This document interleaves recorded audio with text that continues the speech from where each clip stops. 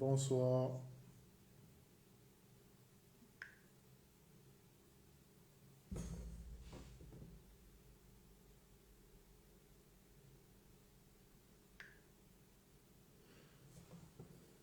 Bonsoir, bonsoir.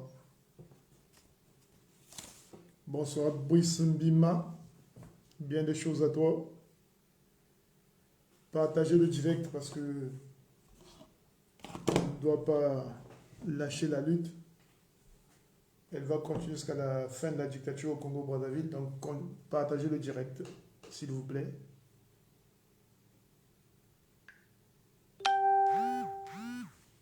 Partagez le direct, s'il vous plaît. Bonsoir, Mokina Yimboa. C'est compliqué ton truc là. Bonsoir, bonsoir mon frère. Partagez. On va commencer parce que j'ai pas beaucoup de temps. Je vais me lever demain très tôt le matin. Partagez. On va commencer parce que ça a embrouillé ma vidéo. Donc vous partagez. Bonsoir Rufin. Bonsoir Jules. Partagez, partagez. On va commencer dans quelques minutes.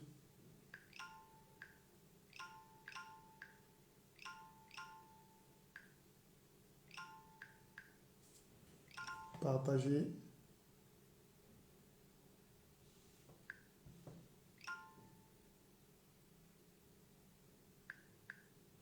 J'ai pas mis la musique aujourd'hui parce que ça sert à rien. Le temps de me lever, d'aller, non, il n'y a pas. On va attaquer directement le vif du sujet.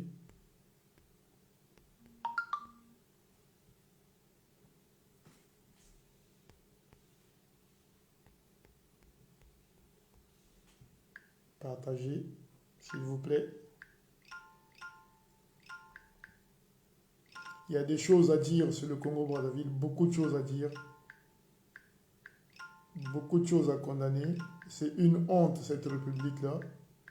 Je ne sais pas pourquoi est-ce qu'à présent on n'arrive pas à les chasser au pouvoir. Je ne sais pas d'où sort ce laxisme chez le peuple congolais. On ressemble maintenant aux Équato-Guinéens et aux Gabonais. Le fait d'aller côtoyer des peuples qui n'ont pas le sang de la révolution, on est devenu pareil. Le fait de côtoyer les Gabonais, tous ces peuples-là qui sont incapables de faire la révolution chez eux, nous, on avait toujours l'habitude de refuser tout ce qui était mauvais. Tous les mauvais, Massamba Deba est parti avec sa géménère. Ngouabi est parti. Bonsoir, Elio, Kiss. Tout le monde, mais nous, aujourd'hui, on accepte même ce qu'on ne pouvait pas accepter à 60 ans, 50 ans, 40 ans, 30 ans. On accepte, je ne sais pas qu'est-ce qu'on a bu, qu'est-ce qu'on nous a fait boire, on est devenu un peuple laxiste. Aujourd'hui, ce qui se passe au Congo est inacceptable. Toutes ces brimades-là, toutes ces violations des droits de l'homme ne choquent plus personne. C'est devenu une normalité. C'est pas normal, c'est pas acceptable. Nous sommes des êtres humains, nous sommes sur terre pour vivre, pour mourir dignement. Et voilà, on n'est pas là pour devenir des esclaves, d'être des esclaves des gens, surtout des gens qui n'ont pas de compétences. Je vais vous prouver de A à Z ce que je dis aujourd'hui. Je vais vous démontrer de A à Z pourquoi cette république-là, pourquoi ce président est un incapable. Je vous donnerai beaucoup d'exemples tout le long de mon intervention que nous avons à la tête de l'État congolais. Des apprentis sorciers, des incompétents, des usurpateurs, des fabricants de faux documents, diplômes et des paresseux. Voilà. Donc, j'ai pas mis de musique aujourd'hui parce que j'en ai marre. Je préfère discuter, dire ce que j'ai à dire parce que c'est mon droit. Je suis congolais. Bonjour Alain, en tout cas. Parce que c'est mon droit, je suis congolais de pure souche, c'est mon pays. Et je pense que j'ai un mot à dire. J'ai l'âge, je rapporte suffisamment d'argent à ce pays-là, vu que j'envoie des Western Union à des gens au pays. Donc j'ai le droit de revendiquer ma congolité et de dire ce qui ne va pas dans ce pays-là. Et ça, personne ne va me changer d'avis, parce que c'est des convictions que j'ai. C'est plus fort que moi. Ça me démange. Même quand je ne parle pas, ça me gratte. Voilà, donc on va faire ce direct vite fait, bien fait, pour condamner ce qui se passe au Congo, pour que ceux qui me suivent, vous partagez le direct, pour que le monde entier sache ce qui se passe au Congo. Et que les gens sachent, et que nous, Congolais, nous sachions tous que le PCT est le mal. Et que nous sommes dans une dictature la plus abjecte que le pays n'a jamais connue. Nous sommes arrivés à un niveau de vol d'argent, de gabegie financière, de violence, de tribalisme et de régionalisme à un point où je ne sais même pas si la presse Assou nous sera profitable parce que tellement le mal est profond, j'ai bien peur qu'après Sassou Nguesso, que le Congo soit un État reconnu mondialement tribal. Parce que ce qui se passe au Congo actuellement, c'est du tribalisme au commandement. Et c'est de l'incompétence au sommet de l'État. C'est de la violence. Voilà. Donc nous allons faire un direct sur ça. C'est pourquoi je vous dis de partager parce que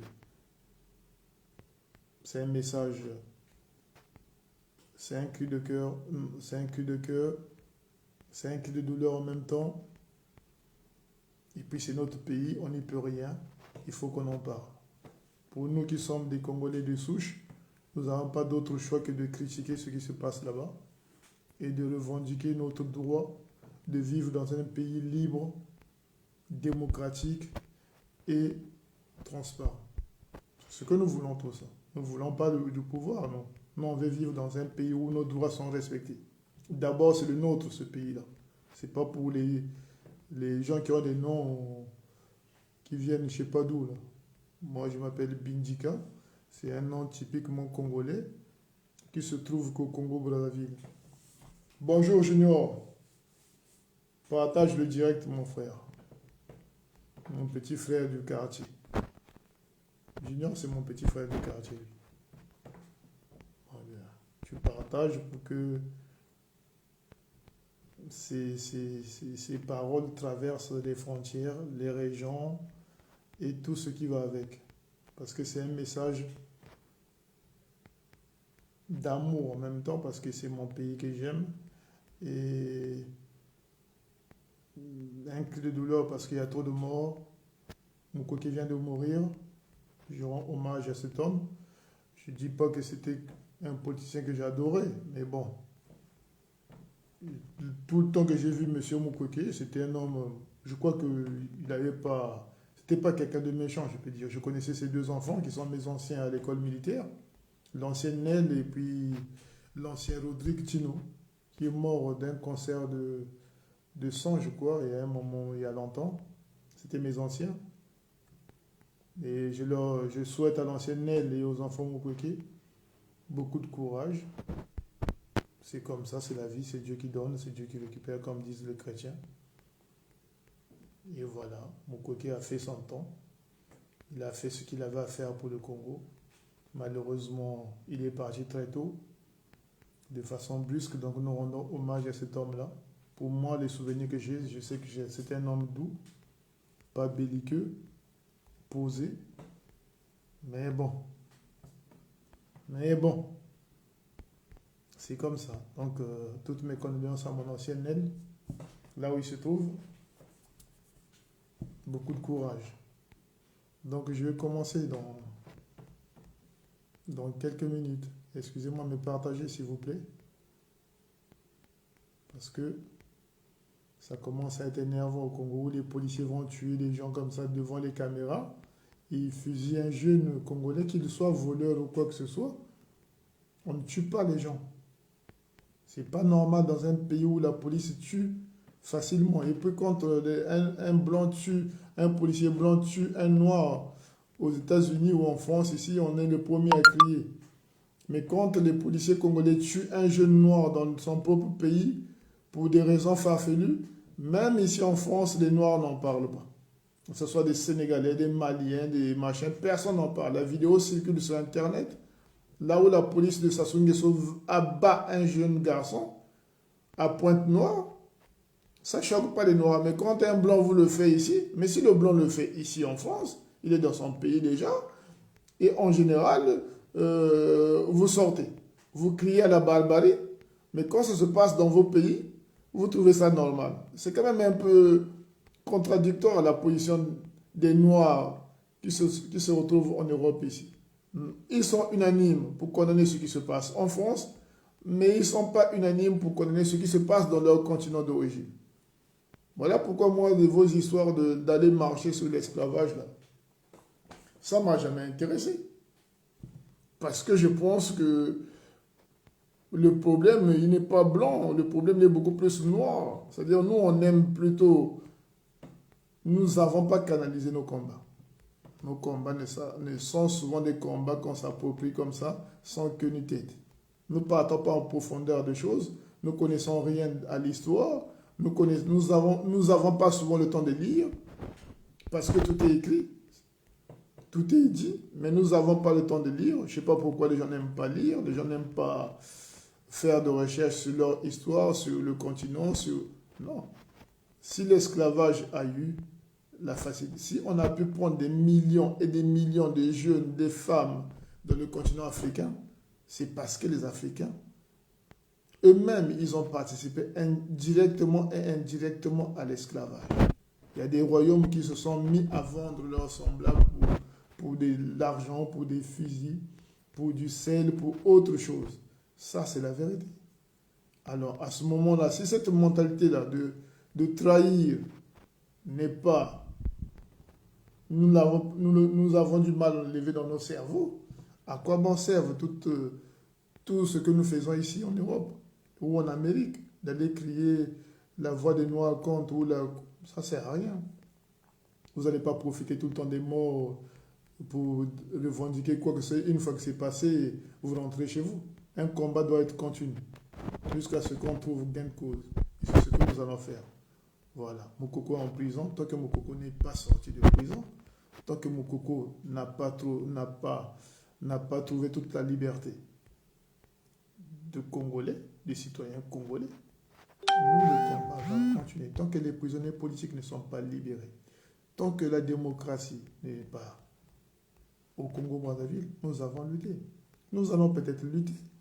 Peut-être que nous allons mourir avec nos convictions. Mais tôt ou tard, les Congolais eux-mêmes prendront ce combat-là à bras le corps jusqu'à ce que la dictature finisse au Congo. Et à regarder ce qui se passe en Guinée. Qui savait que le vieux là, devait dégager de façon rapide, comme ça? Qui savait que les Guinéens auraient un espoir avec le colonel Doumbouya?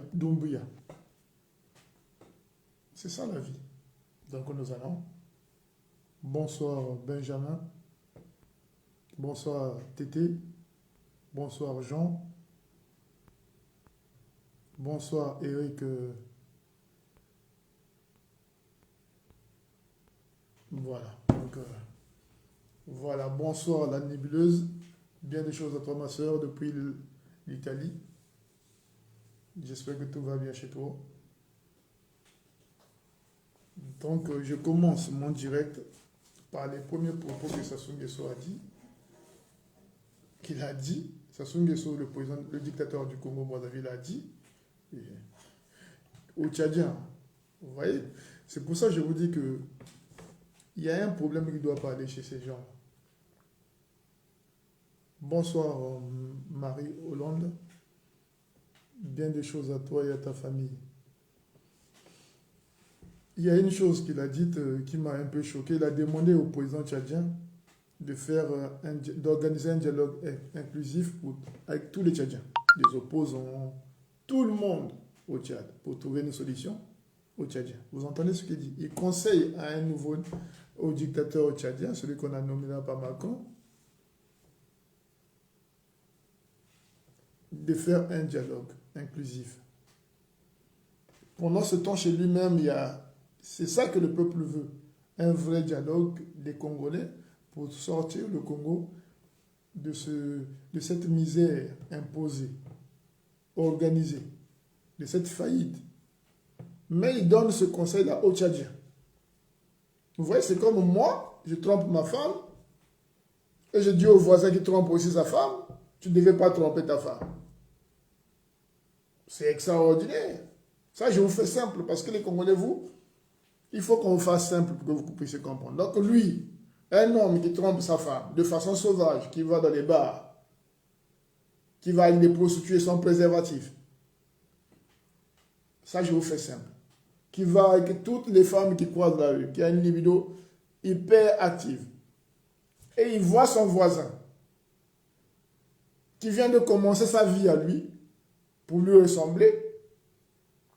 Il dit, bonsoir Patrick Nyoka. Il dit à cet homme-là que non, tu ne dois pas tromper ta femme, tu dois parler avec des femmes légères, tu dois faire ceci, tu dois faire cela. Il faut que tu convoques ta femme pour que tu lui dises, regarde ce que je veux, regarde comment on va faire pour que je ne te trompe pas. Pour l'instant, lui-même, c'est sa vie.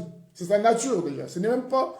Non, c'est une nature chez lui de tromper sa femme avec des prostituées sans préservatif. Donc, il fait courir un danger à sa femme tous les jours. Bonsoir, Padre Ondra. Tous les jours, il fait courir un danger à sa femme. Mais lui, il dit à un voisin, non, tu ne dois pas aller chez les prostituées. Tu risques de donner ta femme, tu risques de causer des problèmes à ta femme. C'est ce que Sassou Nguesso a fait. Il dit au Tchadien, au président tchadien, qui est le fils d'un dictateur, qui a pris le pouvoir de façon extraordinaire avec l'appui de Macron, il faut dire la vérité. Et il dit, et Sassou Nguesso donne le conseil de faire un dialogue avec tous les opposants, de libérer les prisonniers politiques. Quand je l'ai écouté, j'ai dit, mais moi, j'aimerais voir la drogue que ce monsieur-là fume.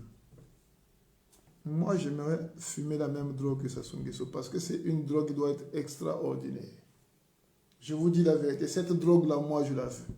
C'est-à-dire, à partir d'aujourd'hui, je vais mener mes enquêtes à savoir ce que lui fume pour avoir le courage de dire des choses comme ça devant la caméra, de donner des conseils à un mini-dictateur, comment il doit trouver la paix dans son pays. Pendant que chez nous-mêmes, au Congo-Brazzaville, 5 millions d'habitants, on vit dans une dictature depuis 40 ans où on viole les femmes, on tue les enfants, on tue les jeunes par la police, on ne paye pas les salaires des gens, on vole l'argent comme on vole les cacahuètes au supermarché. Et cet homme-là a le courage de dire à un autre dictateur, regarde comment tu vas faire. Libère les prisonniers politiques, fais la démocratie chez toi, convoque un dialogue inclusif, et puis vous trouverez une solution. Et puis tu organises des élections transparentes, et voilà, vous avez la solution. Moi, je veux cette drogue-là. Parce que quand je l'ai écouté, j'ai dit, waouh! Sassou Nguesso sera enterré au Panthéon de la France, ici, là où on enterre les cadres français, là.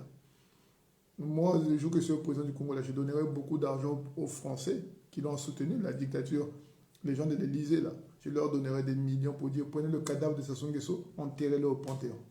Parce que cet homme-là, c'est un homme extraordinaire. Vous l'avez vraiment appris à être con. Parce que je n'ai vu des cons. Croyez-moi, j'ai beaucoup voyagé, je voyage beaucoup, j'en vois des cons. Mais cette race-là qui dit tout et son contraire chaque jour, là, je n'ai jamais vu. Il y a des cons, ils sont cons, ils passent leur chemin. On ne les retrouve pas. Je vous dis, il y a des gens qui sont cons dans leur tête, ils passent leur chemin, on les croise une seule fois comme ça, au passage par an. Mais ce con-là qui est là tous les jours, qui est là, c'est-à-dire une connerie notoire, qui est là tous les jours, et qui ne se gêne pas de se pavaner devant les caméras. Moi, quand les gens sont cons, en général, ils ont peur des caméras. Parce qu'en général, le con n'aime pas s'afficher. Mais nous avons une race de cons au Congo. Non seulement qu'ils sont cons, mais ils s'affichent devant les caméras. Et ils sont fiers de dire que je suis politicien. Le Congo, aujourd'hui, a besoin de démocratie. Nous sommes frustrés. Le Congo, aujourd'hui, a besoin d'un dialogue inclusif de tous ses enfants. Nous sommes en exil, nous, depuis longtemps. On n'a tué personne, on n'a volé personne. Tout ce qu'on fait ici, c'est parce qu'on a ouvert notre bouche. Et toi, tu prends le courage d'aller donner des conseils à quelqu'un, de se réunir, de faire un... Et pourquoi nous, tu ne nous appelles pas? Pourquoi on a aux élections? Pourquoi tu ne libères pas le général Moukoko qui est là depuis qu'il t'a battu aux élections? Moukoko va te battre jusqu'à là. Même Moukoko aura 100 ans aux élections, nous on va le voter. Même si Moukoko a 200 ans, il ne reste que la peau des os, on va le voter. Moi, je veux toujours voter Moukoko. Même s'il a 300 ans, il reste, même ses cheveux là, on voit seulement les dents. Contre toi, là, on va toujours le voter. Même si tu le l'humilies, tu le mets avec des menottes, ça c'est comme ça, tu l'as attrapé, vous êtes nombreux avec des armes, avec tout. C'est normal, même moi si je me fais attraper par 10 personnes dans le parking là, je ne vais pas ouvrir ma bouche, c'est comme ça. C'est pas extraordinaire ce que vous faites là, vous avez des armes, vous êtes nombreux, vous êtes une minorité armée et mal éduquée. Vous avez attrapé un homme honnête, vous voulez qu'il fasse quoi? C'est pas Samson. Même Samson, quand il s'est fait attraper, quand on a coupé les cheveux, il n'a même plus la force, il a entouré les yeux. Ça, c'est Samson, qui avait toute la force du monde entier. Alors, vous avez attrapé Moukoko, vous le mettez en prison, vous croyez que c'est extraordinaire, c'est normal d'être nombreux. Mais non, on va le voter. Parce que lui, c'est un homme intelligent. Lui, c'est pas un parvenu. Lui, c'est un patriote. Lui, son curriculum vitae, là, on connaît. D'où il sort, papa et maman, quelle école il a fréquenté, quel rang il a occupé en classe, on connaît tout de Moukoko. Il ne peut pas nous mentir, lui. On connaît tout. Quelle femme il a eu, combien d'enfants il a, tout on connaît. On va voter. Mais ton pouvoir, là, moi, tel que je marche, je suis Congolais de souche. Je ne considère pas que vous êtes le président du Congo. Ton gouvernement, là, je n'en connais même pas. Déjà, je vous donne un exemple. Moi, je ne suis pas président, je ne suis rien. Je suis qu'un Congolais. Le seul titre que j'ai, c'est Congolais. Moi, quand je vois quelqu'un de con ou un homme qui n'est pas intelligent, quand je parle, ça c'est la vérité que je vous dis, quand je parle avec quelqu'un qui ne m'apprend rien, qui est bête et qui veut me faire croire qu'il est intelligent, qui a un langage qui ne tient pas debout, un fanfaron, un orgueilleux, je ne donne jamais la chance de me côtoyer.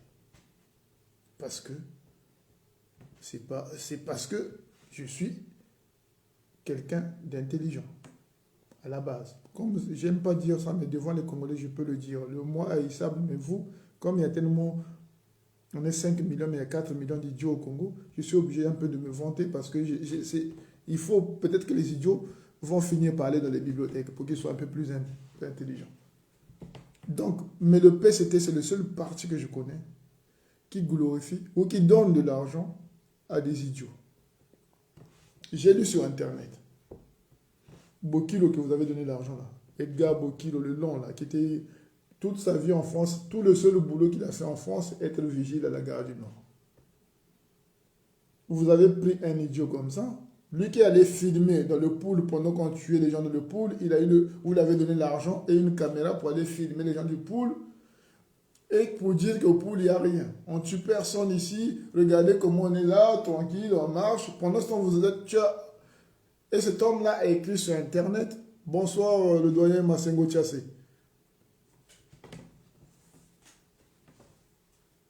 Effectivement.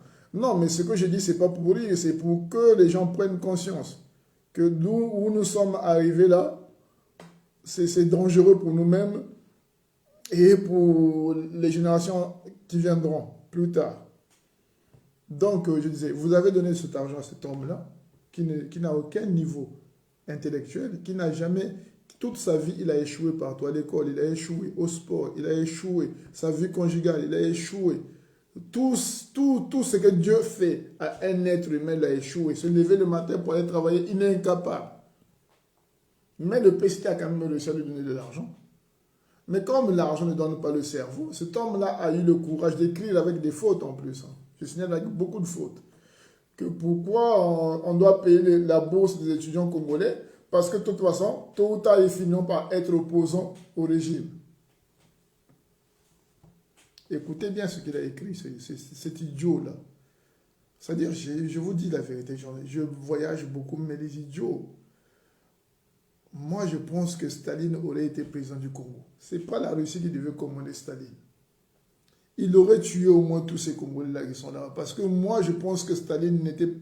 Il fallait qu'il naisse au Congo, où Mao Zedong devait naître au Congo, là. Parce qu'ils avaient tous les idiots à tuer à eux seuls, sans que même qu'on puisse... Parce que là-bas, c'est le royaume des gens cons.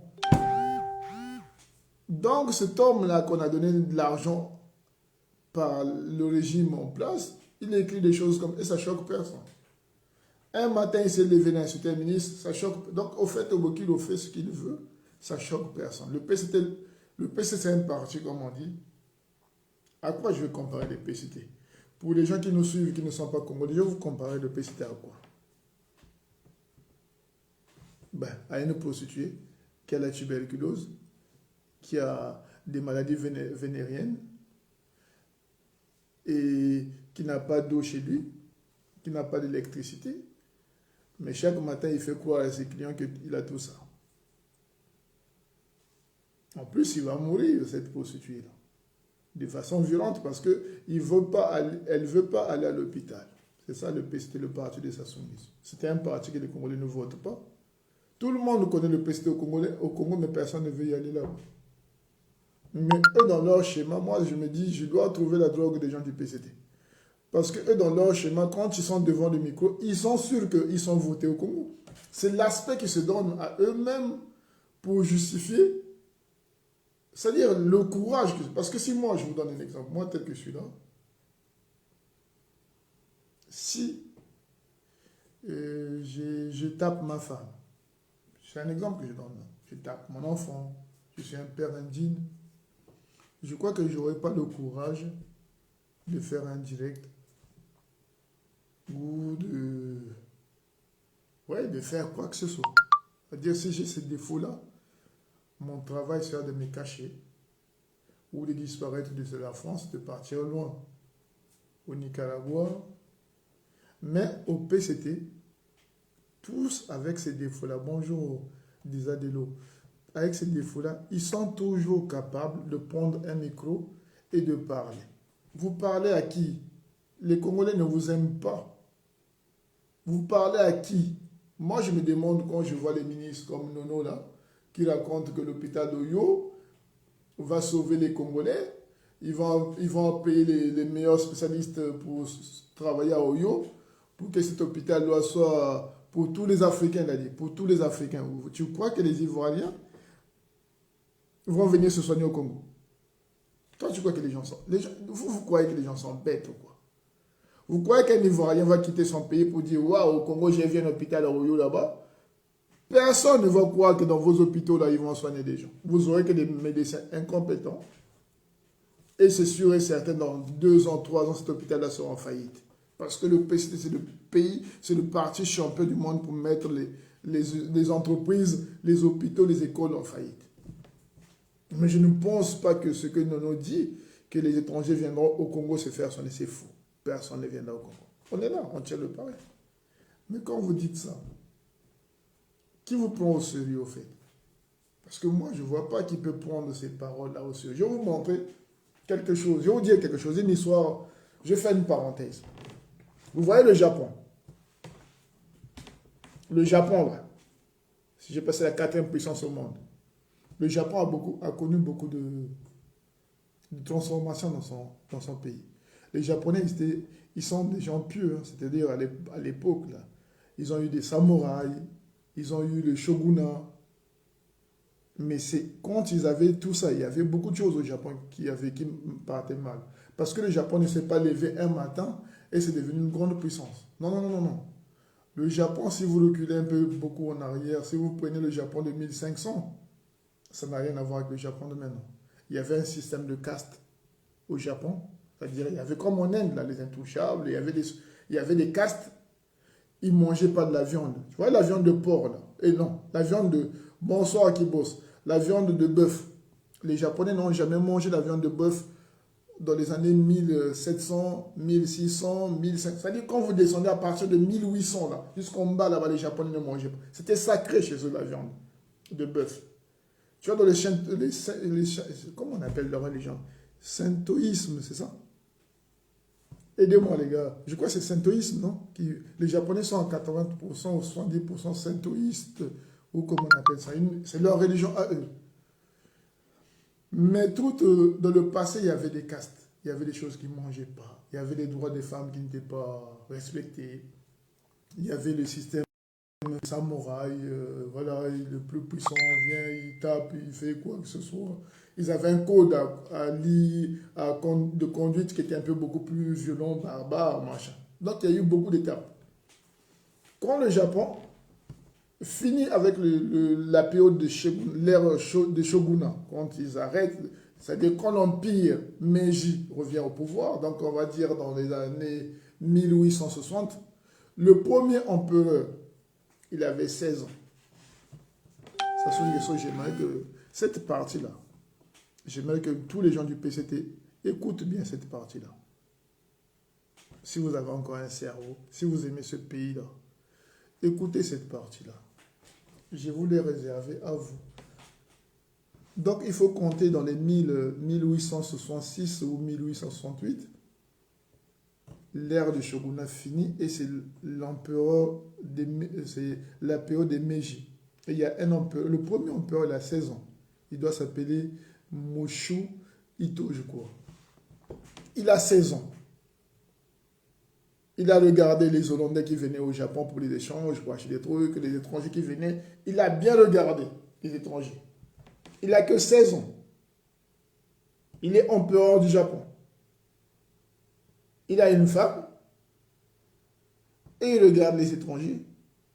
Le Japon est un pays archaïque à ce moment-là quand il monte sur le trône. Vous savez ce qu'il a dit? Il a dit la première chose, il dit, il faut que... Parce qu'il a vu les Blancs, ils mangeaient de la viande, ils assaisonnaient très bien, machin et tout. On va dire 95% des Japonais, mais on va dire 100%, bon pas 100%, j'aime pas trop ça. Mais on va dire 95% des Japonais qui étaient shintoïsme ne mangeaient pas de la viande de bœuf. Lui, il a compris, il a dit non, il faut qu'on mange de la viande. Il faut que les Japonais arrêtent un peu avec le poisson, le riz, tous ces conneries-là, on va manger de la viande. Et pour commencer, lui-même, il a commencé à manger de la viande. Ça a créé un tollé dans le pays. Comment l'empereur peut manger de la viande? Il a dit, il faut qu'on mange de la viande. C'est une bonne viande. Les Japonais ont besoin de temps en temps de manger de la viande.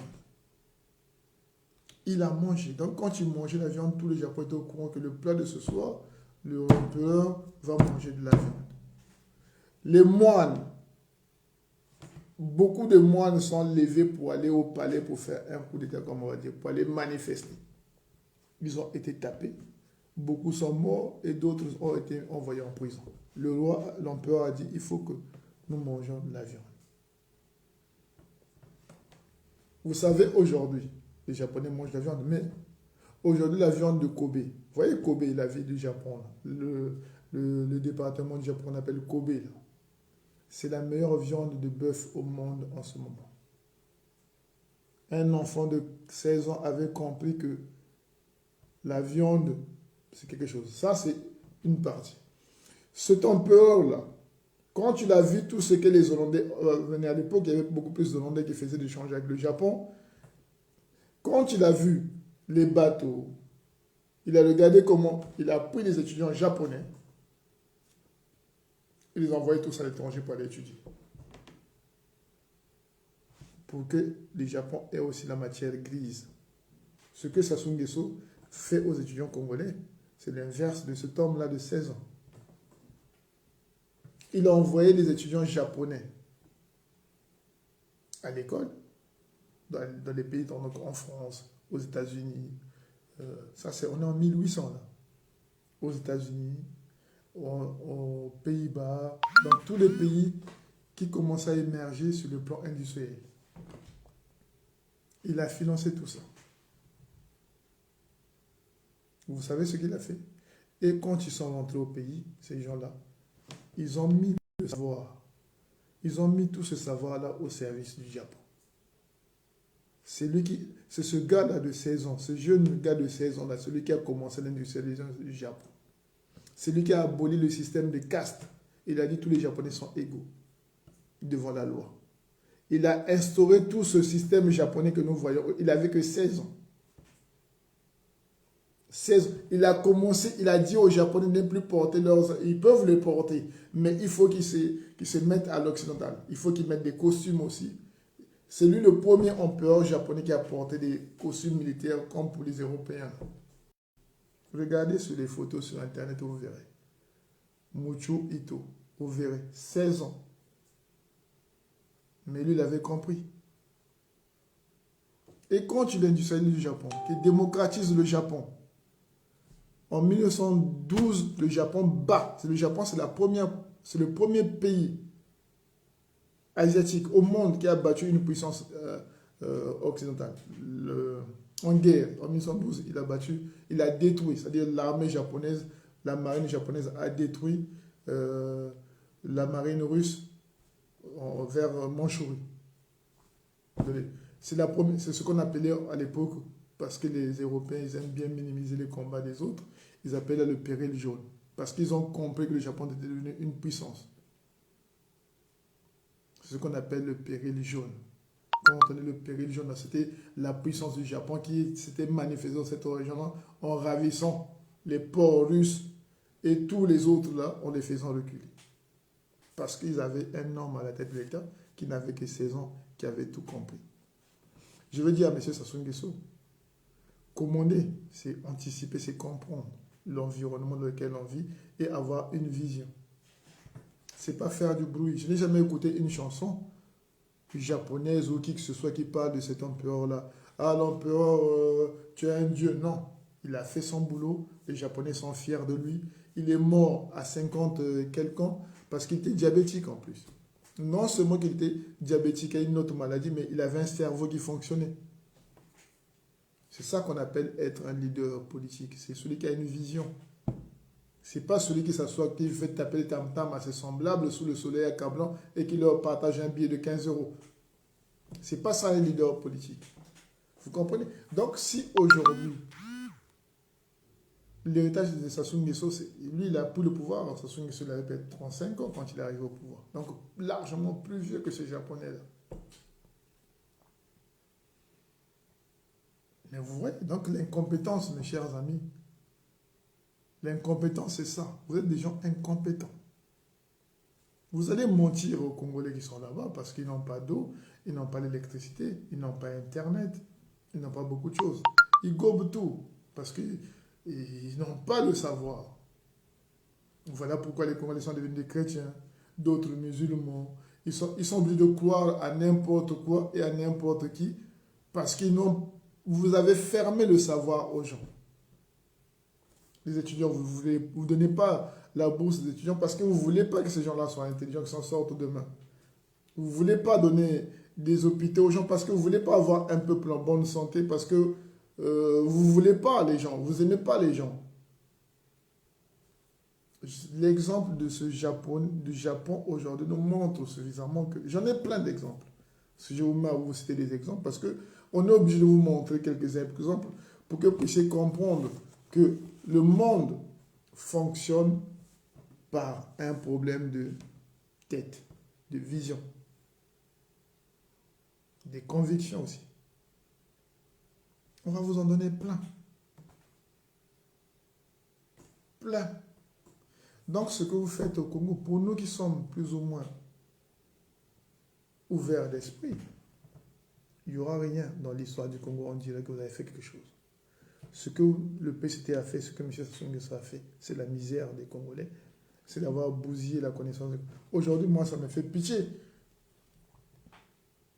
que je vois des femmes congolaises qui n'ont plus de savoir. Moi, quand j'étais petit, je me rappelle, quand j'étais petit, à Bakongo, les filles partaient à l'école, ils étaient contents, surtout quand ils avaient le bac, le quartier, les gens dansaient. On voyait les gens lire dans les sur les routes, sous les lampadaires pour, je sais pas, pour... Bonjour Normand, bonsoir plutôt. Il y en avait. Aujourd'hui, trouve une Congolaise intelligente. Aujourd'hui, trouve une femme congolaise qui te fait plaisir, même en causant seulement. Moi, quand j'étais jeune, toutes les femmes congolaises étaient belles et intelligentes. J'apprenais toujours avec les filles congolaises. En tout cas, celles que j'ai connues, moi, elles m'ont toujours épaté. Un jour, j'étais à Paris, à la gare du Nord. Je prenais un train. J'ai vu une fille congolaise que je connaissais quand j'avais peut-être 17 ans. Elle était super intelligente, cette fille-là. Son frère, j'ai oublié le nom de famille. Son frère s'appelle Pirate. Il habite ici. Pour ceux qui connaissaient Pirate au Congo, je crois que son nom commence par O. C'est une fille du Nord. Mais c'était une fille super intelligente. Mais elle était super intelligente parce qu'elle est revenue de France, au fait. Elle a quitté la France, elle est revenue faire ses cours au Congo. Et on se voyait comme ça, on s'est connus par l'intermédiaire des amis et on commençait à causer. Il y a des moments quand j'avais un truc à discuter ou un devoir à faire, je discutais avec elle, elle m'en faisait le devoir à la maison tranquillement. Un jour, je suis à la gare du Nord, je l'ai vue. J'ai regardé le visage, j'ai dit, mademoiselle congolaise, il m'a dit oui. Tu es la sœur de Pirate? Il m'a dit oui, oui. Elle avait son enfant. On est rentré dans le train, on s'est assis. Et je lui ai dit, tu me connais? Il m'a dit, non, mais tu faisais mes devoirs, tu étais super intelligente, toi. Elle commence à rire. Je dis, si, tu t'appelles tante. Elle dit, oui, oui. Ah oui, je me rappelle. Et alors, qu'est-ce que tu deviens? Ah, je suis assistant social et tout. Je dis, ah, mais je savais que tu devais arriver. Ces gens de Congolaises-là, de nos jours, depuis que Sassou Nguesso est au pouvoir, va causer avec une fille qui a 17 ans, 20 ans, 25 ans. Ouh là là, t'as mal à la tête. Soit elle s'éclaircit la peau avec des produits, je ne sais pas d'où elle trouve. Elle est bête. Elle a abîmé sa peau. Elle a des faux cheveux. Ça ne te donne même pas envie de...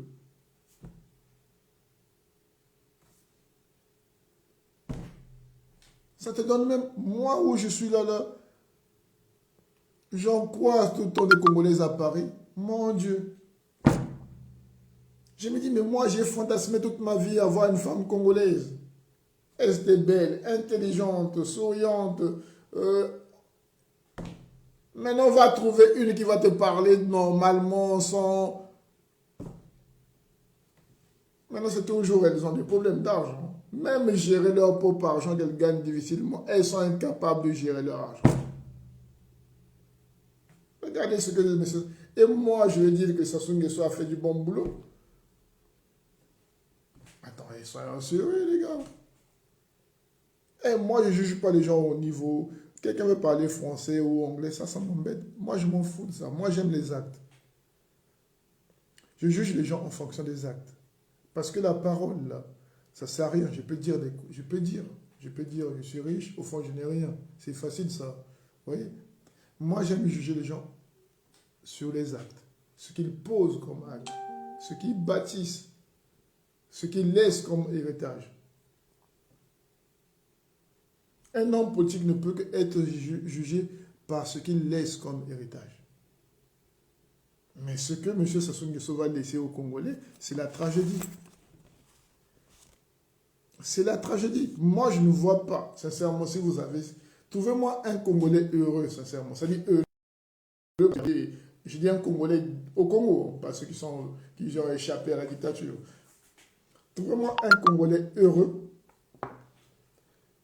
qui est au Congo-Brazzaville, là-bas, qui a gagné son argent, qui a son argent, qui a une femme, qui a ses enfants qui vont à l'école. Ça dit poser, comme on voit en France ici, chaque matin, il traverse pour aller déposer les enfants à l'école, il rentre, il est heureux, il cause avec sa femme, ah, chérie, allons courir un peu, ils vont lui mettre des habits de sport, boum, boum, ils vont courir.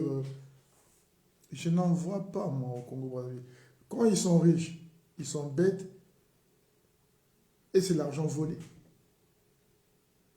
Quand ils sont au sommet, soit ils sont militaires, avec l'argent bête et criminel en plus. Je n'ai pas un modèle congolais, un homme d'affaires congolais qui a réussi sa vie, qui peut s'asseoir là devant son truc, devant... Non. Non seulement qu'ajouter à ça, ils sont tous polygames.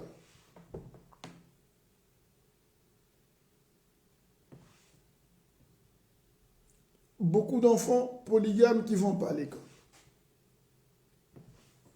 Comment on va sortir de... Comment ce pays-là va s'en sortir un jour si nous avons... Ils prennent beaucoup d'enfants avec des femmes différentes et surtout c'est des femmes qui n'ont même pas beaucoup de savoir. Donc, vous voyez les chevaux de course là. On prend un bon cheval et, comment on dit, le verbe s'accoupler. Chez les animaux, chez les chevaux, je ne sais pas si on appelle ça s'accoupler. Bon, je vais utiliser ça.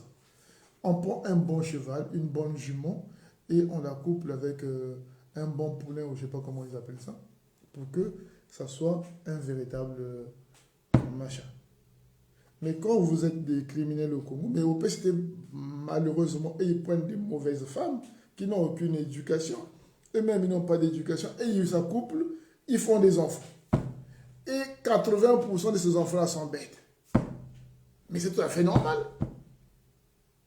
Moi, si je suis bête, je chercherai une femme intelligente. Si je me sens que je suis bête, si j'ai de l'argent, je suis au PCT, moi, si je suis bête au PCT, et que Sassou Nguesso m'a donné l'argent des Congolais qu'il a volé, je vais m'asseoir pour trouver une femme intelligente qui va m'apporter beaucoup de connaissances et que je lui ferai un enfant qu'il va bien éduquer pour que j'ai au moins un enfant intelligent. Que je pourrais montrer à mes amis, regardez ce gars-là qui a un doctorat à Harvard ou qui est diplômé d'Harvard ou de HCC, c'est mon fils. Je l'ai envoyé là-bas, il a tout massacré. Aujourd'hui, il travaille pour tel machin, c'est lui qui a fait le projet de telle chose.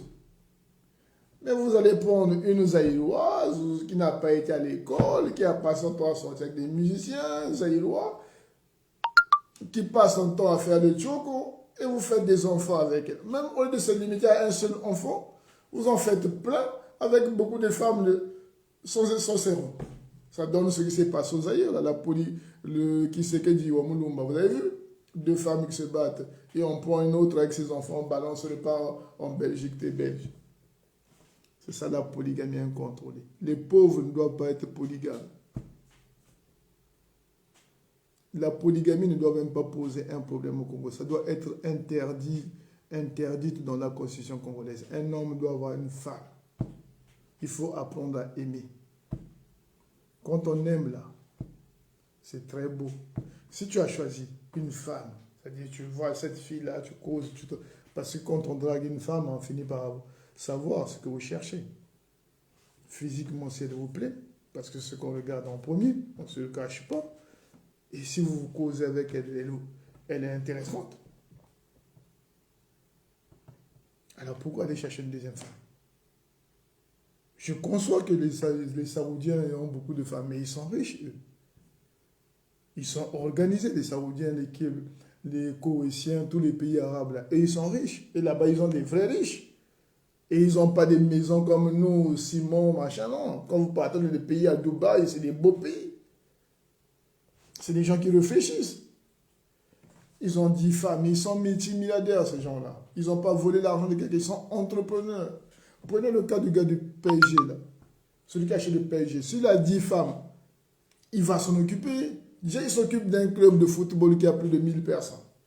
Il sait telle personne à telle place. Donc, s'il a 10 femmes, on peut accepter. Mais nous, on est pauvres, il n'y a pas d'eau, il n'y a pas le courant, il n'y a rien, vous faites encore 10 femmes.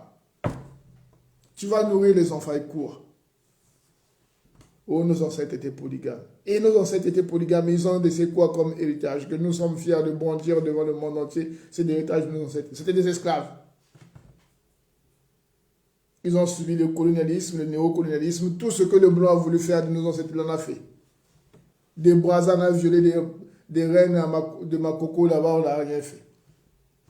Quel héritage on va bondir? Vous êtes l'homme africain, l'homme du Congo, surtout les gens de l'Afrique centrale, là, c'est là où on a beaucoup plus d'abrutis de toute l'Afrique. Et c'est malheureux. Ils sont devenus tous catholiques, croyants, comme si Dieu va faire. Moi, je ne crois pas en Dieu. Je m'en fous. Mais croyez-moi, je m'en sors bien. Je n'ai pas besoin de Dieu pour aller chercher mon pain. C'est fou, quoi. Si je meurs demain, ne dites pas, parce que si je meurs demain, ne dites pas, ah, Charlène est mort, c'est Dieu qui l'a pris. Non, non, non. Je suis mort parce que parfois je conduis vite. Je peux mourir de la voiture, Peut-être que j'ai fait une grosse manœuvre. C'est pas Dieu qui va m'enlever. D'abord, même si m'enlève maintenant, c'est bon, j'ai bien vécu, moi. Je m'en fous. Mais ne mettez pas Dieu un jour dans ma mort ou si un jour je tombe malade. Non, non, non, non. J'ai parfois une vie bordélique. Mais vous savez, en même temps, toutes les civilisations au monde se sont reposées sur la religion. C'est une culture chez certaines personnes. Si vous partez au Japon, ils ont leur religion. C'est ça qui fait leur civilisation. Nous avons pris les religions des gens. Voilà pourquoi on patauge. Le christianisme, c'est la colonne vertébrale de la civilisation européenne. Si vous partez en Suisse, ils lisent la Bible. Dans toute l'Europe, ils lisent ça. Jusqu'en Russie. C'est la colonne vertébrale de la civilisation européenne. L'islam, c'est la civilisation arabe. Le bouddhisme, c'est la civilisation asiatique. Chaque religion, c'est nous que nous avons perdu tous les combats qu'on nous a imposés ces genres de religions-là. Nous ne devons même pas en être fiers. Que même si ces religions-là écrivent certaines choses qui nous arrangent, c'est tout à fait normal. Tout ce que Jésus dit ou Mahomet dit, moi je pouvais le dire. Ne tue point. Et alors, c'est normal. Même si vous prenez un enfant aujourd'hui, il sait que tuer, c'est pas bon. On n'a pas besoin de Dieu. Moi, tous les enfants ici, ils ne vont pas à l'église, mais ils savent que voler, c'est pas bon. Si Jésus ne l'avait pas dit, quelqu'un d'autre l'aurait dit. Je trouve rien d'extraordinaire. Mais vous êtes accaparé de tout ça. Tous les fardeaux là, vous mettez la religion, vous mettez, après vous tombez encore dans l'animisme, que vous ne maîtrisez même pas parce que vous n'avez pas écrit.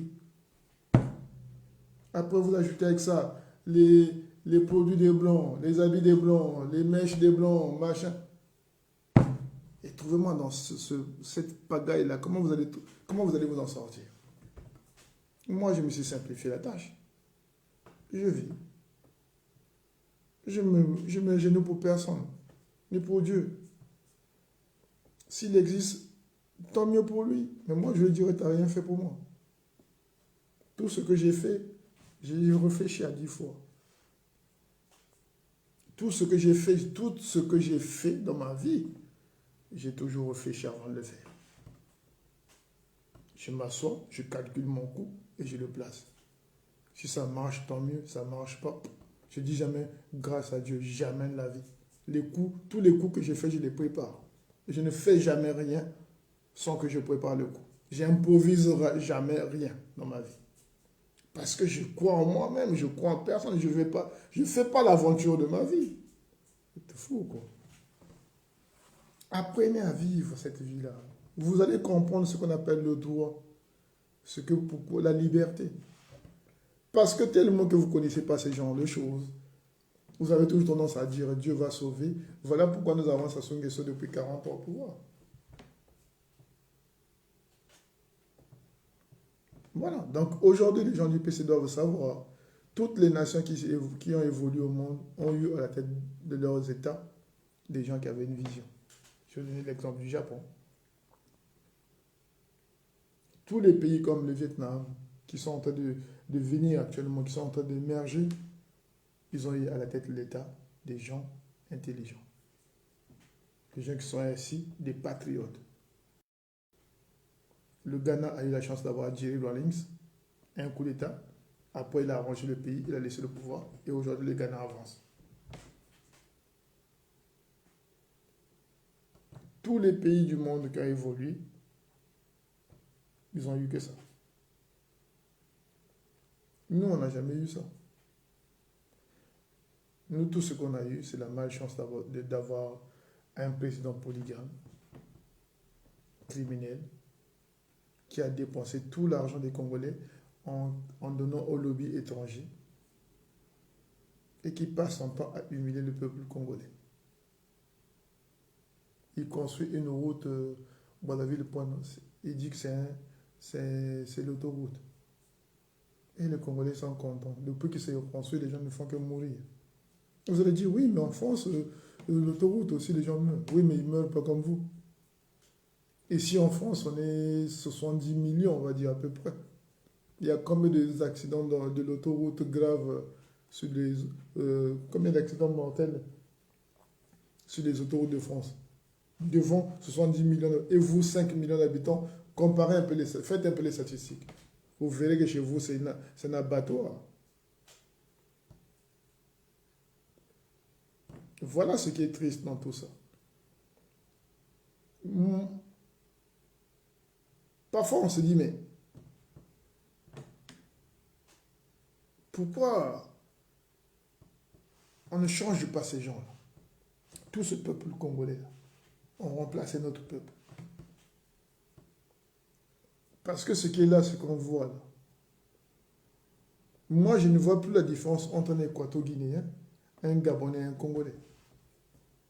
Avant, on le voyait, cette différence-là. Moi, quand je suis devant un Gabonais, je me sentais supérieur. Je vous dis la vérité. Je disais toujours à un Gabonais, c'est quoi? Vous avez un écrivain chez vous là-bas? Non, on n'a pas des écrivains. Vous avez quelqu'un de connu mondialement qui a fait des bonnes études depuis... Non, j'en connaissais pas. J'en connais pas jusqu'à présent des Gabonais qui sont les Équato-Guinéens pareils. Moi, quand je partais à l'école, les livres, je lisais déjà les frères du Nord qui étaient camerounais. Donc, on savait qu'au Cameroun, il y avait des bons écrivains, il y avait des bons footballeurs, il y avait ceci. On savait que de l'autre côté, là-bas, au Mali, il y avait Amadou Ampateba. On savait qu'en Côte d'Ivoire, il y avait Seydou Badjon. On savait au Sénégal, il y avait des intellectuels, Senghor, tout ce tralala. Mais tous les pays, tous les deux pays là qui nous collent, la Sassou Nguesso, de prendre la mentalité des Équato-Guinéens, des Gabonais pour nous inculquer cette mentalité. Les gens qui passent leur temps à boire, à accepter des dictatures qui mettent longtemps au pouvoir. 40 ans, 50 ans de père en fils. Et chez nous, ça commence à venir de père en fils. C'est-à-dire tout, et ils sont allés s'accoupler avec ces gens-là. Moi, je vous ai dit, je ne m'accouplerai jamais avec une femme idiote. Le jour que vous verrez une compagne à moi qui est bête, rappelez-moi, Bindika Charlem, tu avais dit que tu n'épouseras jamais une femme bête. Toutes les femmes que je touche là, elles doivent être intelligentes. J'aime pas m'ennuyer dans le couple. Si tu n'as pas ça dans la tête là, si tu ne me fais pas rire, si tu ne sais pas causer, si tu ne sais pas me faire rire, si tu me donnes, je travaille matin, midi et soir, je rentre chez moi, je dois être content de retrouver une femme joyeuse, content qui m'apprend un truc, ah chérie, regarde ça. Je ne vais pas rentrer dans ma maison, voir une femme assise au salon, avec un gros manioc, en train de manger, et dire, regarde ce que l'autre là, la sape, on était à la fête de telle personne, il avait porté un courrier. Hé, t'es malade ou quoi? Jamais. Et je ne m'accouplerai jamais avec une femme bête. Parce que je n'ai pas envie de faire des idiots. Et je n'ai pas envie de m'ennuyer dans ma vie. Moi, je n'aime pas m'ennuyer, moi. Moi, je suis un homme d'esprit. Faux. Et c'est tout ce qu'on trouve actuellement au Congo. L'ennui. Ils dansent, ils boivent, et tout l'argent disparaît, ils sont contents. Là, regardez, Bokoko. Tout le monde, ils dansent Bokoko. Comment toi, tu es un homme politique, tu luttes pour que ça change au Congo, tu es fanatique de Kofi Olomide. Je n'ai jamais compris ça. La vie, pour avancer, il faut des sacrifices. Tu ne peux jamais gagner la vie sans que tu puisses te donner à fond. Il y a des gens qui sont multimilliardaires aujourd'hui, mais ils vous disent que moi, j'ai dormi que 3 heures pour que j'arrive là. Chaque vie, si on veut gagner quelque chose, il faut un sacrifice. Ce que je vous dis, c'est vrai. Si vous n'aimez pas le sacrifice, vous ne gagnerez jamais votre vie. Il faut sacrifier un bon moment. C'est-à-dire que je dois me sacrifier pendant 5 ans pour que demain je sois comme ça. Parce que s'il n'y a pas de sacrifice dans une vie, ce n'est pas une vie. Si vous savez ce que je fais, vous aurez compris que c'est ce qu'on appelle le sacrifice. Si vous savez seulement ce que je fais, moi, ceux qui me connaissent, ils vous diront que lui, c'est une machine. Mais je leur réponds toujours que c'est ça le sacrifice. Mais nous n'aimons pas le sacrifice. Le Congolais de maintenant n'aime plus le sacrifice. Il veut danser, il veut boire, il veut s'accoupler. Et voilà qu'on a un président qui est là 40 ans, qui fait ce qu'il veut de nous. Il dit aux Tchadiens d'aller faire un dialogue inclusif va appeler tous les opposants, libérer des prisonniers politiques. Pendant chez lui, nous-mêmes, il a des prisonniers politiques. Allez-y comprendre la tête de cet homme. Un homme, un président, dans un pays qui a besoin des écoles, qui a besoin de tout, il va prendre un titre africain pour aller donner l'argent des Congolais au centre africain. Depuis quand on plaît aux pauvres? Aujourd'hui, tout l'argent des Congolais est rentré dans les centres africains, dans les Libyens. Tu prends l'argent des Congolais pour aller régler le conflit libyen. Qu'est-ce qu'on a à foutre avec les Libyens? Chacun sa croix. Aujourd'hui, le Congo n'a plus d'argent. Vous envoyez tout un gouvernement congolais, votre gouvernement d'Égypte, pour venir demander l'argent, pour venir s'agenouiller devant la France, pour dire à l'État français d'aller porter garant pour que les FMI vous prêtent de l'argent.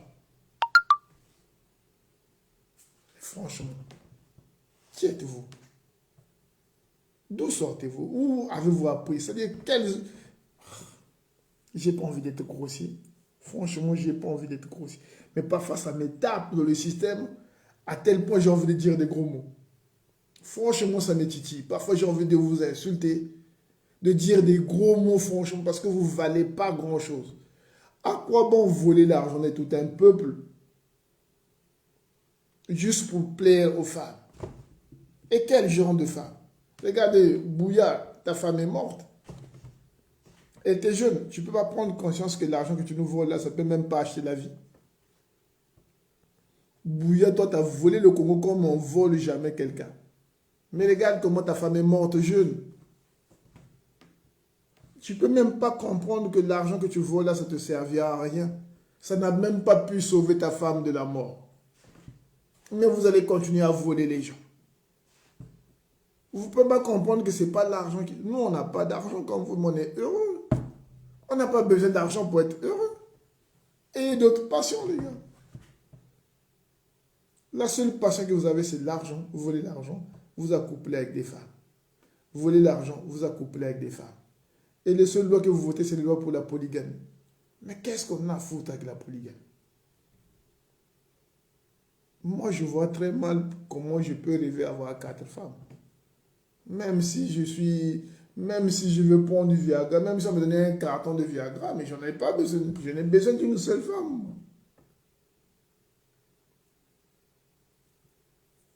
Mille femmes, je s'en mène où?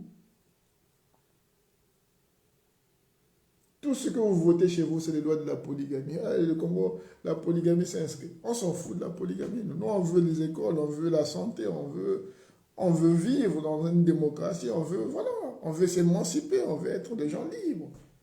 On veut que les prisonniers politiques soient dehors, on veut une démocratie véritable. Vous avez fait que mentir les Congolais. Il y aura un dialogue. À chaque fois que vous êtes acculé, vous parlez de dialogue. Une fois qu'on oublie un peu, vous changez. Chaque fois que le gouvernement est acculé, il va proposer quelque chose. Oui, on va faire une réunion pour trouver... J'avais toujours dit dès le départ que quand il propose le dialogue, il monte. C'est pour gagner du temps. Je l'ai écrit. Regardez tous mes récits, ce que je vous ai dit au départ. Vous allez finir par... Je ne suis même pas un prophète. Je regarde, je me dis, il monte. Depuis quand ils ont parlé de ce dialogue-là?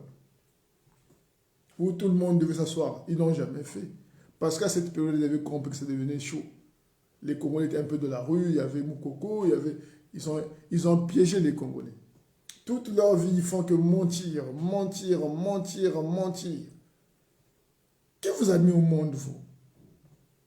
Parce que moi, j'ai vu des gens qui mentent, mais pas comme vous. Il y a un moment où tu peux mentir, mais pas toute ta vie, tu fais que mentir. Mentir, mentir. Comment vous faites pour dormir? Moi, si je mens à quelqu'un, et que je le vois souvent, je suis mal à l'aise. Une fois que je mens à quelqu'un, que si c'est une personne que je crois souvent, je suis mal à l'aise. Mais vous montez le peuple à la télé tous les jours que vous croisez et vous n'avez même pas honte.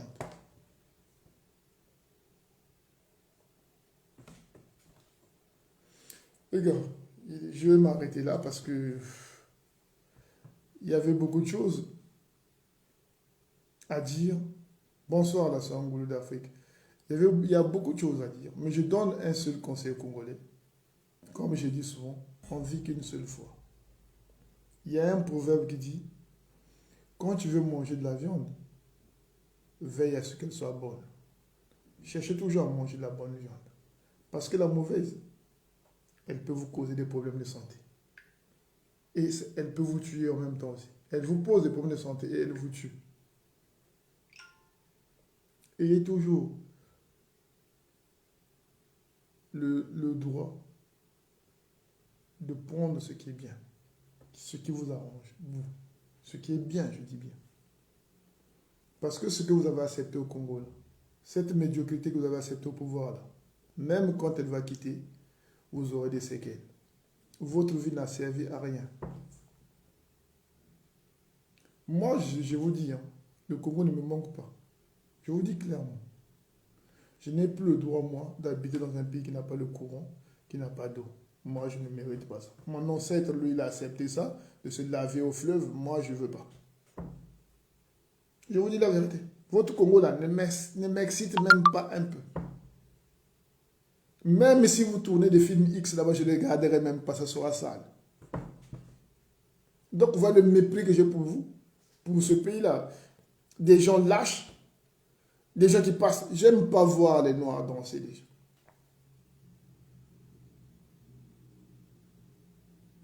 Quand je les vois danser au Congo, j'ai la nausée. Normalement, vous ne devez même pas danser dans ce pays-là. Il y a tellement de misère, vous devez penser à autre chose. Quand je vois danser, j'ai la nausée.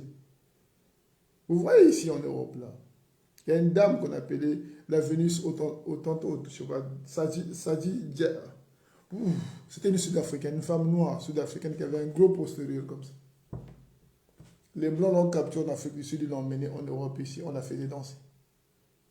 Dans tous les phares, il a fait danser. Les gens payaient pour voir de gros postérieurs se trémousser sur une piste. Une femme noire. Pas longtemps, 1800, 1900. Ici en Europe. On la faisait, elle est morte de tuberculose parce que tellement qu'elle était, non seulement qu'elle dansait dans les foires, on la payait même pas, elle dormait dans des conditions difficiles, elle a chopé une pneumonie ou je sais pas quoi, une maladie, elle est morte. Elle dansait, s'est trémoussée. Donc quand je vois la danse, là, je pense à cette pauvre femme-là. Si elle avait la possibilité, si elle était née comme nous, elle n'aurait pas fait ça.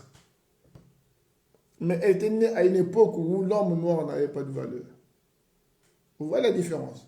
Vous êtes né libre, avec un pays connu qui a une république, qui a un nom, qui a un drapeau. Vous passez votre temps à danser, à vous trémousser comme l'autre n'avait pas le droit de refuser. Parce qu'elle était dans un pays où elle devait manger, elle devait se couvrir, elle devait dormir. Un pays étranger où il n'avait pas de repères. On l'a obligé de danser, de se prostituer. Parce qu'elle avait un gros postérieur. Toi, tu es né avec un gros postérieur, mais tu es libre. On ne te fait pas danser, on te force à rien, mais c'est toi qui te trémousses sur les clips de Roga Roga ou de Kofi Olomide. Et on te paye mal en plus. Vous avez un problème de la tête, vous. Vous êtes des malades, hein? Il y a un truc chez vous là qui ne doit pas aller, je vous dis la vérité. Vous allez me dire, moi, de danser, je vais te mettre... Dans ce pays-là, on a mis des noirs dans les eaux. Les gens payaient pour aller voir des noirs dans les eaux. Vous ne connaissez pas votre histoire. Voilà pourquoi on fait des choses à la con. Dans ces pays-là où nous sommes ici, en France aussi, on mettait des noirs aux eaux. Même la Belgique, là. Partout. On donnait des enfants noirs cadeaux à des gens. Vous voyez, aujourd'hui, il y a des gens qui ont des animaux domestiques, des animaux sauvages chez eux. Nous, on était comme ça. Il y a une époque où on nous donnait comme animal domestique.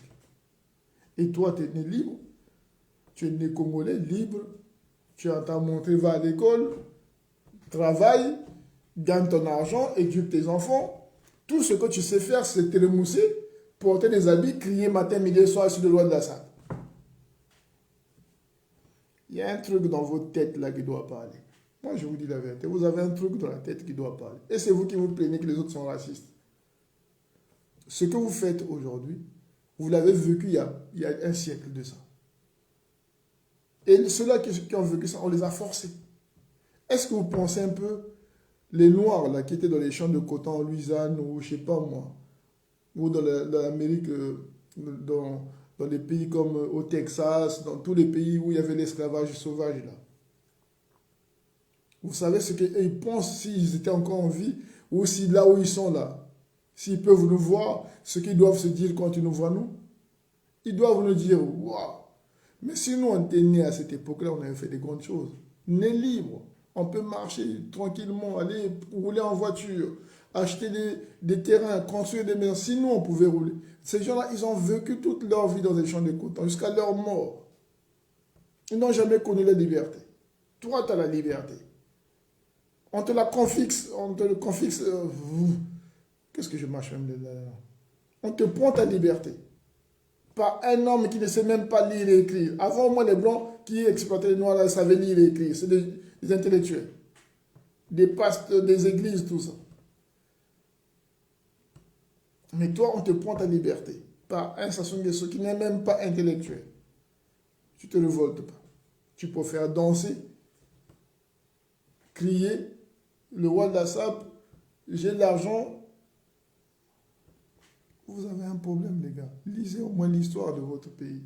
Lisez au moins l'histoire des autres qui ont vécu avant nous.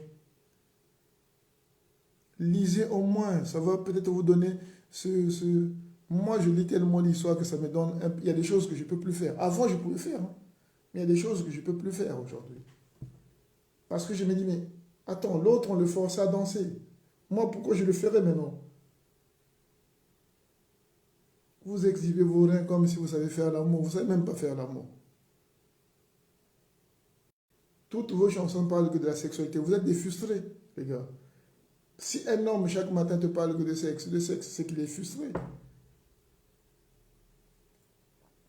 Tout comme une femme qui passe son temps seulement à exhiber, à montrer son postérieur qui bouge, c'est que tu as un problème. Tu n'as pas le verbe, tu n'as pas autre chose à donner à un homme que ça. Mais ça, c'est facile. Ça, un homme, il passe, il prend goût, après, il zappe. Il faut donner autre chose. Ce que les gens aiment dans un couple, c'est ça. L'ouverture d'esprit. Le mot qu'il faut à la place qu'il faut. C'est ça le secret de la vie. Mais si vous refusez chaque jour à regarder votre histoire, à me prendre cette histoire de mettre non, non, nous on est les durs, non, vous n'allez jamais évoluer. Malheureusement, il n'y a pas d'évolution. Regardez ce que nous avons. Des pays riches, soi-disant des pays riches, mais il n'y a pas d'intellectuels. Des pays riches, mais on ne s'en sort pas. Des pays riches, il n'y a que la violence, il n'y a que le vol. Il y a même la prison du Congo a été construite avant l'indépendance. Nous sommes incapables même de construire une prison moderne. Nous sommes indépendants depuis 60. Nous n'avons même pas une prison moderne où on peut enfermer les gens et respecter leurs droits.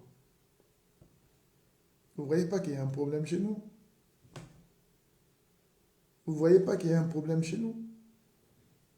Vous volez plus de 60 millions, 100 millions de les caisses d'État. Comment tu peux voler 100 millions? C'est beaucoup d'argent, 100 millions d'euros.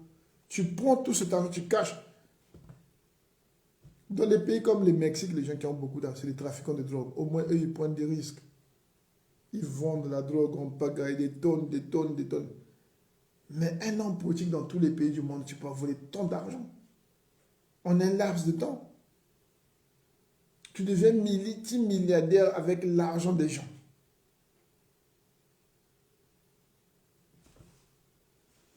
Je suis fatigué. Pour ne pas être grossier, mes chers amis, pour finir, je dis au peuple congolais, on vit qu'une seule fois. Et veuillez vivre votre vie tranquillement.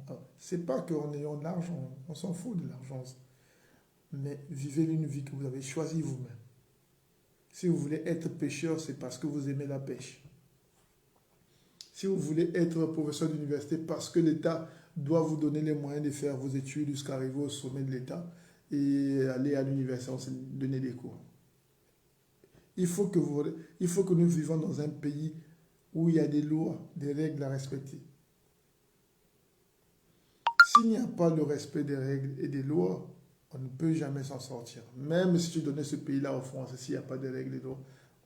Si la France est là où elle est, c'est parce qu'il y a la loi en France. Moi, chaque fois, je n'ai pris des PV. Croyez-moi, ils m'ont tapé au porte-monnaie maintes fois, ces gens-là. Et ça m'a pris... Ils n'ont même pas eu besoin de la chicotte pour me corriger. Parce qu'il y a des lois. Tu ne peux même pas les violer, ces lois-là. On ne peut que construire un pays quand on a un président qu'on a élu nous-mêmes, quand on a une assemblée qu'on a élue nous-mêmes et que ces gens-là sont responsables et compétents, qu'on doit juger à chaque mandat. C'est comme ça que toutes les nations de la Terre évoluent. Il y a un chef qui est là, qui a été élu, qui est légitime, qui a une vision, qui a un projet de société et nous en regardons. Une fois que le projet de société est bien et accompli, on lui donne un deuxième mandat. Si ce n'est pas accompli, on change de président, on avance. Le fanatisme n'emmène nulle part. Moi c'est toujours... Non. Il faut qu'on apprenne à changer si on veut avancer un peu. Aujourd'hui, c'est tous les étrangers qui viennent chez nous s'imposer. Ils viennent faucher, ils deviennent riches chez nous. Parce qu'ils viennent avec la matière grise, ils regardent, ils savent en 2 clics comment gagner de l'argent. Nous, on est là assis sur les trésors. Comme on n'a pas de matière grise, on nous fout de la merde, on vend tout en hypothèque, on ne connaît même pas les prix du marché. Il faut que ça s'arrête. Il faut que ça s'arrête, les gars. Si nous voulons avoir un semblant de vie, il faut que les gens prennent leur courage, enlèvent leur tribalisme, que Sassou Nguesso veut nous donner, que veut nous inculquer, enlèvent leur notion d'orgueil. Il faut que nous puissions penser Congo, devenir des patriotes, aimer notre pays comme on aime nos enfants ou comme on aime nos mamans. C'est comme ça que ce pays-là va avancer. C'est par un discours au fond, par un amour propre, par une transparence totale de notre pays. C'est comme ça. On ne va pas devenir la France, mais on peut avoir une société où les gens se respectent, où les femmes ne sont pas battues, où les enfants ne sont pas tapés par les parents, où les parents alcooliques font ce qu'ils veulent sur leurs femmes et sur leurs enfants, où la police n'intervient pas sur la violence conjugale et tout le tralala qui va avec. On n'aura pas des enfants des rues qui dorment dans des cartons. Ici en France, il y a beaucoup d'émissions locales qui accompagnent les gens, les jeunes à l'emploi, à la formation. Il y a tout un suivi ici en France. On ne laisse personne par terre. Si tu es apte, tu n'es pas drogué, tu n'es pas machin, tu rentres dans le système, ils vont te ramener jusqu'au sommet. Parce qu'il y a tout, partout, il y a de quoi ramener même celui qui n'a pas compris vers la stabilité financière. S'il accepte les conditions. Mais chez nous, il n'y a pas un suivi. Quand tu es à la rue, tu es à la rue. Il n'y a même pas d'assistance sociale, il n'y a rien. Tu peux mourir dans la rue, on prend le corps, il n'y a même pas l'autopsie, on jette à la morgue et puis on est parti. Mais on ne peut pas construire une nation comme ça. On ne peut pas construire un pays avec ces déchets-là. Ce n'est pas possible, les gars. Je ne crois pas qu'on peut construire un pays avec beaucoup de déchets comme ça. Ce n'est pas possible. Pour construire un pays, il faut une structure. Pour construire un pays, il faut une conscience politique. Pour construire un pays, il faut qu'il y ait le génie.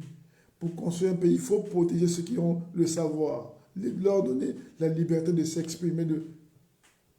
Regardez les Picasso, là, ce n'étaient pas des hommes politiques, mais regardez l'héritage qu'ils ont laissé.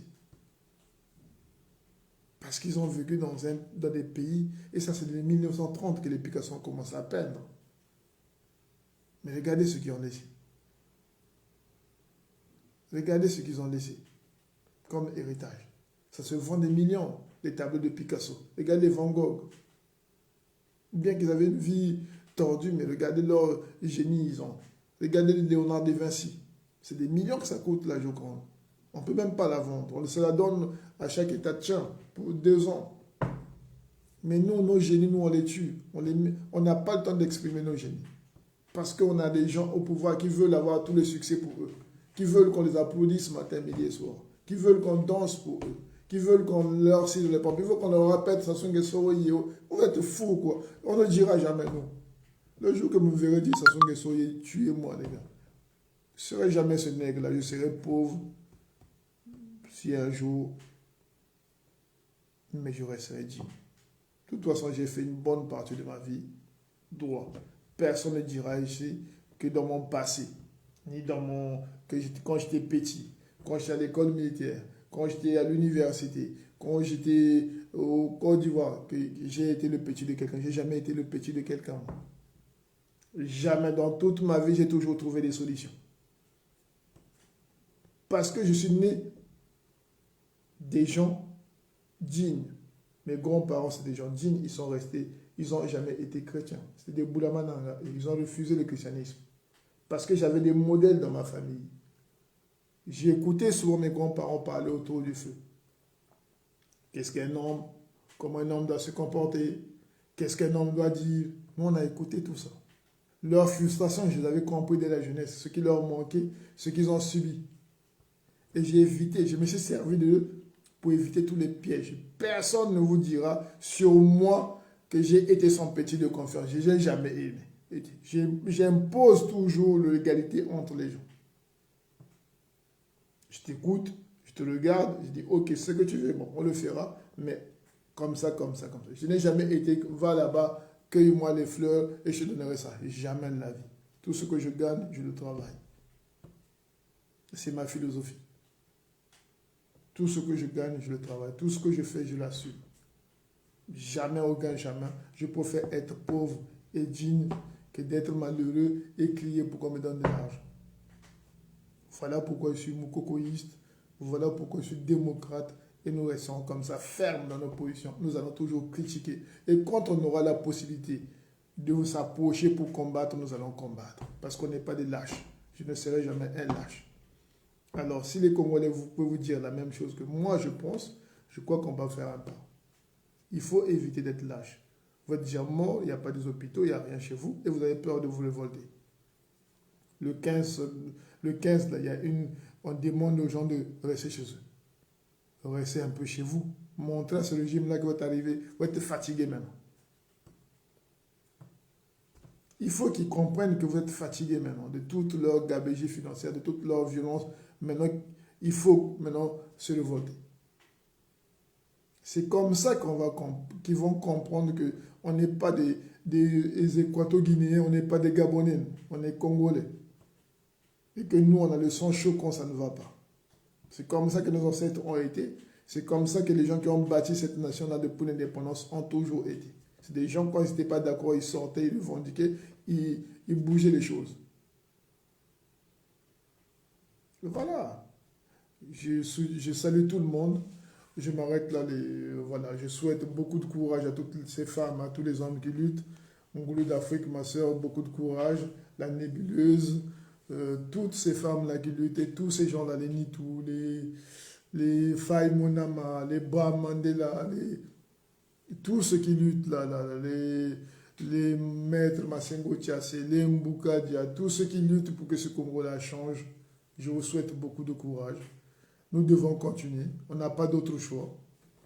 C'est notre pays à tous. Voilà, on ne peut pas accepter qu'une minorité de gens s'assoient dessus et hypothèquent des choses du pays et qui ne laissent aucun héritage à notre jeunesse, à nos Congolais du futur. Ce n'est pas possible. Nous devons lutter et c'est ce que nous allons faire. Voilà, je suis fier d'être Congolais, bien que mon pays ne m'attire plus, mais je suis Congolais, c'est ce que je suis, je ne peux pas le nier, et je veux revendiquer ce droit-là jusqu'à ce que la démocratie arrive dans mon pays. Je vous souhaite un bon week-end. Pour tous ceux qui croient en Dieu, que Dieu vous bénisse. Voilà. Bien de choses à vous. Ciao.